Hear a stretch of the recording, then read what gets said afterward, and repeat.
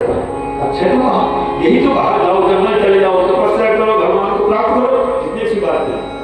ध्रुव जी कहते हैं यार जहां तक की बात तो मुझे अच्छी लगी, लेकिन जो आगे की बात थी वो अच्छा नहीं। क्या उन्होंने कह दिया कि तपस्या में भगवान से वरदान प्राप्त करो और वरदान में ये मांगो कि मेरी कोख से पैदा हो बेटा तब बोली भैया जब मुझे भगवान मिल ही जाएंगे तो उसके गोद में हम फिर आएंगे, फिर उसकी गोद में हम आएंगे, फिर हम उसकी गोद में आने की क्या आवश्यकता है। और फिर बाबा के समय के रोने लगे भैया मन में भय हुआ। कहा जाता है कि 5 वर्ष तक का बालक भगवान का स्वरूप माना जाता है। मैया को डर लगा, कहीं रोते रोते तो श्राप दे दी अपनी माता को। ध्यान से सुनिएगा, ये क्या है?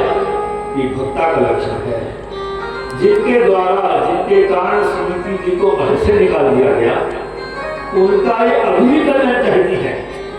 ऐसा हो बेटा कहीं कुछ श्राप निकल जाए तो हो जाए तो क्या कहती हैं, मां मंगलम तात परे समस्ता हमते नमो यत् पर दुःखदस्त।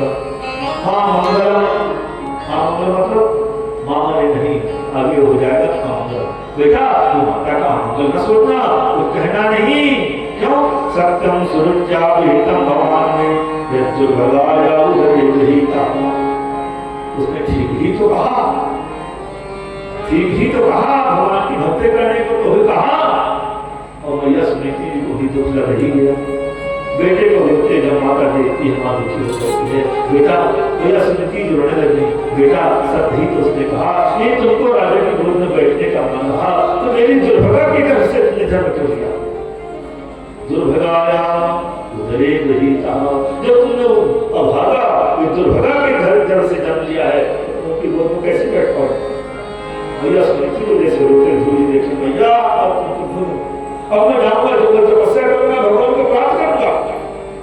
मैं चुप हो सब भाई बेटा थोड़ा बड़े हो जाओ तो जाना, और थोड़ा बड़े हो ना मैं अभी जाऊंगा। स्मृति जी को लगा कि बेटा को विश्वास है और जाना तैयारी कर दी। जी चले महाराज, जैसे कहे से निकले राजा साहब को सूचना मिल गई, तुरंत इन्होंने सिपाही को भेजा, जाओ गुरु को समझा दो कर दो एक गाँव ले जाओ, लौट जा जंगल न जा। 5 गाँव ले ली जंगल न जा। तो जैसे सिपाही आए जोड़ी से कहे बेटा 5 गाँव ले लो जंगल न जाओ, महल बनवा लो, खेती करो, बेटा सब नौकर लगा देते हैं। गुरु जी कहना अब हम निकले हैं तो जाएंगे। गुरु जी आगे और बढ़े तो सेवकों को भेजा गया, जब कहो कि आधी राजी ले ली जंगल न जाए। गुरु जी कहे तो जरूर जाएंगे, अभी हम तो घर से निकले हैं तपस्या किए नहीं, आधी रात मिल रही है। गुरु जी और आगे बढ़े, जब और आगे बढ़े राजा साहब को पता कि गुरु जी लौट रहे, राजा साहब स्वयं आ गए, हाथी से उतर के नीचे आए, बेटा जंगल में जाओ पूरी रात ले लो। गुरु जी कहा तो जरूर जाएंगे। क्यों?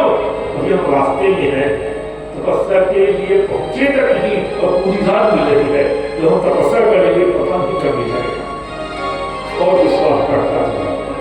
गुरु जी आगे बढ़े, मन में विचार हुआ हम जंगल तो जाएंगे, तपस्या में क्या करेंगे, कभी हम कुछ सीखे नहीं, जानते नहीं। और गुरु जी प्रार्थना करने लगे, कहते क्या है, हे प्रभु मुझे बता दो, हे स्वामी, हे जगन्नाथ, हे जगदीश्वर, हे प्रभु मुझे बता दो।